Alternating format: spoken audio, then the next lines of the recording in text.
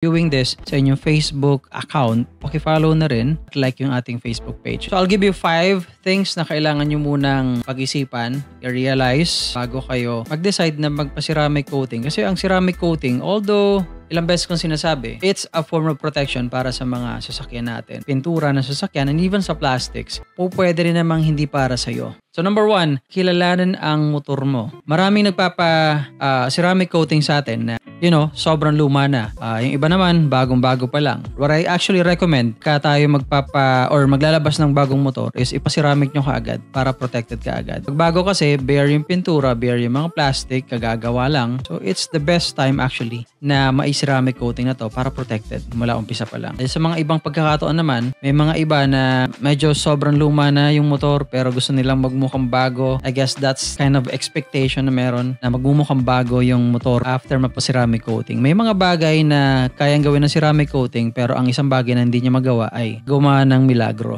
Okay? Syempre kahit lumang motor naman pwede naman natin ipa-ceramic coating. However, yung result ay hindi magiging pareho ng result ng mas bago-bagong motor. Kasi nga naman, marami ng mantsa, mga bagay na lumapit na at sa ating pintura at sa ating plastic, may mga gasgas na, especially gasgas. Kasi kung minsan natatanong tayo, sir, may gasgas yung plastic ng motor ko. Maging itsurang bago kaya yan pagka na-ceramic coating na natin? Ang sagot dyan ay hindi. Kasi kung gasgas yan guys sa pangakaaraw, ang ceramic coating ay pamahid lang. Okay? Napapagandahin at paprotektahan yung surface. Kaso hindi naman niya gagawin flat yung gasgas. Especially plastic. Kung pintura yan po, pwede pa depende gaano kalalim, yung nangyari doon sa pintura. Okay? So, ayun, kilalanin niyo muna yung motor ninyo. Pangalawa ay kilalanin natin ang shop. Ito mahalaga to guys sa pangakaaraw. Pagka medyo matagal na yung shop, medyo experience yung mga tao, at malalaman nyo makikilala nyo yung isang shop pagka, syempre, merong Facebook page, scroll down para makita nyo mga gawa nila, para lang ma-idea kayo anong klaseng ceramic coating